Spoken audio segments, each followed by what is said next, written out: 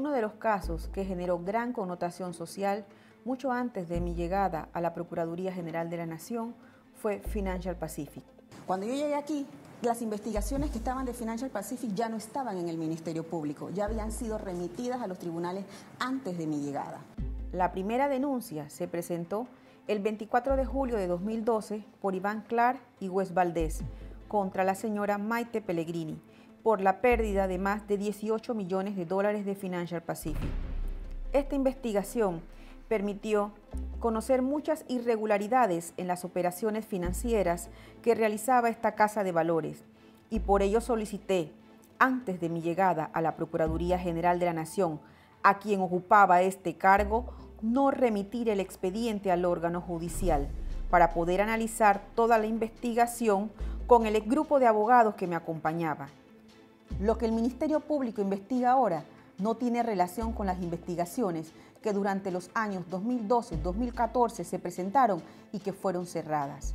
Desde el 2015, las investigaciones de Financial Pacific corresponden a hechos distintos que requieren ser atendidos de manera independiente y eso es lo que estamos haciendo. Esto demuestra un antes y un después en las investigaciones de Financial Pacific por parte del Ministerio Público.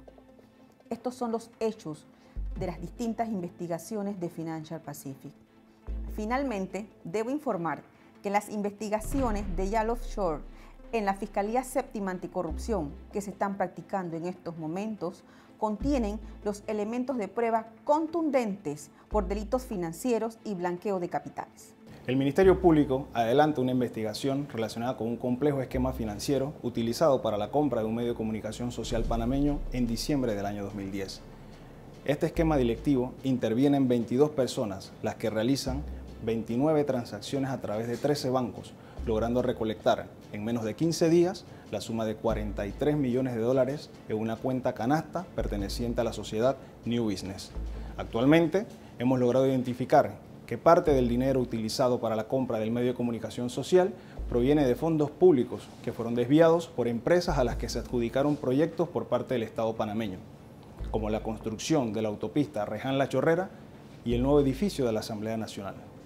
De igual manera, hemos logrado corroborar que existe una conexión entre la compra del medio de comunicación y la Casa de Valores Financial Pacific.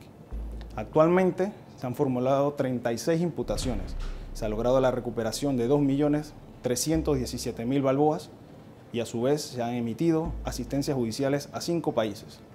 New Business es un caso complejo relacionado con la investigación de un delito grave como el blanqueo de capitales. La Fiscalía contra la Delincuencia Organizada continuará adelantando la gestión investigativa dirigida a identificar, vincular y solicitar el juzgamiento de todos los responsables. Mucho se ha hablado en estos días sobre los delitos contra la inviolabilidad del secreto y el derecho a la intimidad. Pues el Ministerio Público está listo y preparado. Han sido 150 víctimas que han tenido que esperar más de 4 años para que se les haga justicia. Nosotros hemos hecho nuestra parte, hemos hecho una investigación prolija. ¿Por qué? Porque esta es una situación gravísima de personas que se les escucharon sus comunicaciones, que tuvieron acceso a su información íntima y que esto permitió que fuera utilizado para extorsionar y de alguna manera dañar la honra de estas personas, ciudadanos panameños. Cuando nosotros pensamos que ya nada nos sorprendía, nos encontramos con esta estructura que sigue sorprendiendo. Aquí nosotros vemos que la estructura financiera utilizada son de 14 sociedades, con 9 estructuradores. Todo esto que se ubica en ese nivel 2 lleva a que quienes se mantenían como beneficiarios finales no querían que en forma inmediata se pudiera determinar quiénes estaban detrás de los dineros.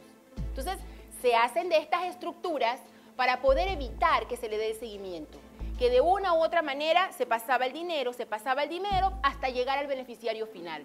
Lo que involucra, y esto es importante, involucra distintas jurisdicciones, cuentas registradas en Suiza, en Antigua, en Andorra, que al final podía tardar 1, 2, 3, 4 años, pero tenían la seguridad que el dinero era de ellos.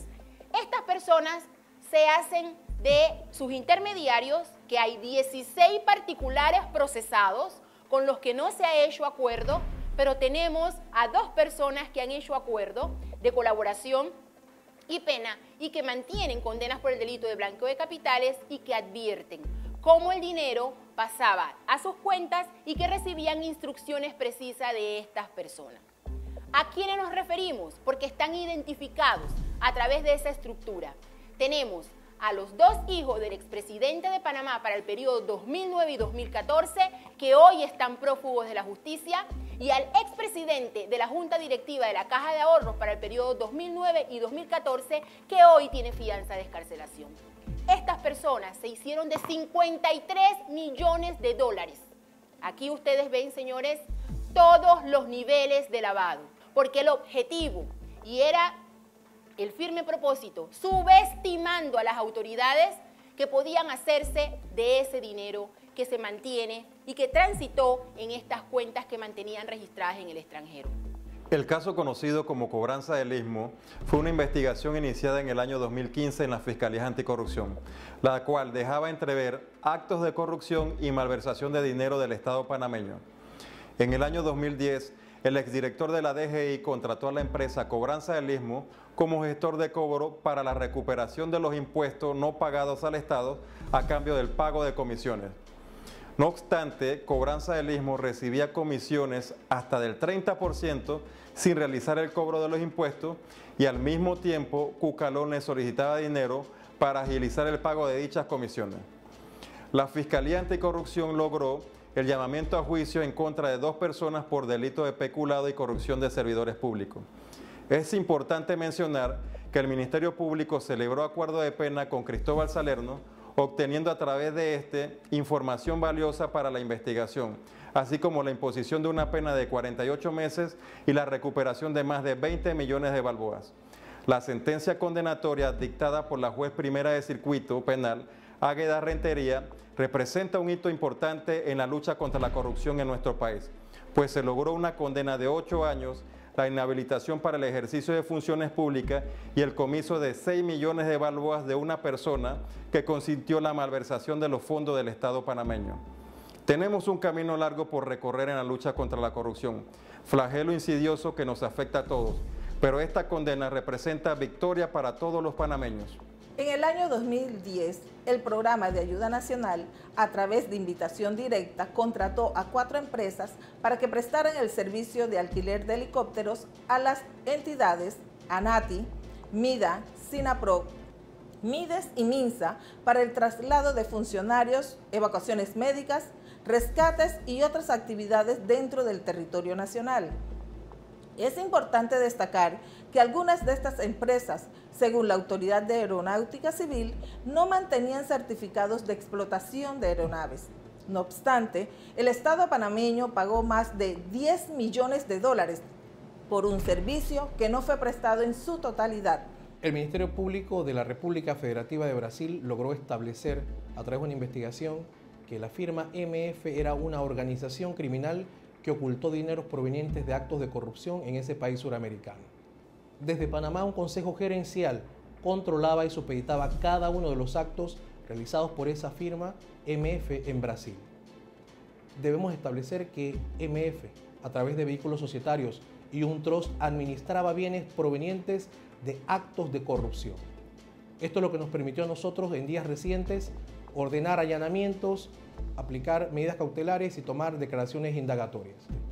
Estos abogados no han sido imputados por realizar actos del ejercicio libre de la profesión, sino porque se han creado estructuras para ocultar bienes provenientes del ilícito. Aquí vemos que habían hasta estructuras paralelas para poder beneficiar a un mismo funcionario público y que en el interín de las investigaciones surge que no solamente estructuras vinculadas al tema Odebrecht, sino que por el poder que mantenía de decisión dentro del periodo en que figuró como ministro, podía también tomar decisiones que involucraban a otras empresas. Nos referimos específicamente a la estructura de Ralph for Limit y Erson Overseas. 2 personas distintas que al momento de declarar coinciden en la persona del funcionario público. Ralph for Limit, una sociedad que mantiene registrado una cuenta en la banca privada de Andorra, cuyo titular, el señor Olmedo Méndez, que nunca viajó a Andorra, y explica cómo se abre la cuenta, la sugerencia que le hizo este funcionario público y la ventaja que iba a él a alcanzar sobre eso. Erson Overseas, otra cuenta que mantiene registrada en la banca privada de Andorra, y a través de esa cuenta se hacen transferencias con el beneficiario final, y explica el señor José Luis Sáiz que él mantenía también una relación, que se firmaron contratos con relaciones jurídicas inexistentes, todo con motivo a poder alimentar la cuenta, que mantenía como beneficiario final al ex ministro de Economía y Finanzas para el periodo 2012 y 2014. Este ministro durante ese periodo se hizo de $10.250.000 y con el cual nosotros hemos podido determinar a través de nuestra investigación que se hizo también de compras de bienes muebles a su favor. Dada la gravedad de las circunstancias, los antecedentes de otras investigaciones en las que también se le señaló por delito contra la administración pública, la Fiscalía encontró que era necesario ordenar la detención. Sin embargo, por tercera vez se le da beneficio de notificación de 15 y 30 en virtud de una resolución de habeas corpus por parte de la Corte Suprema de Justicia.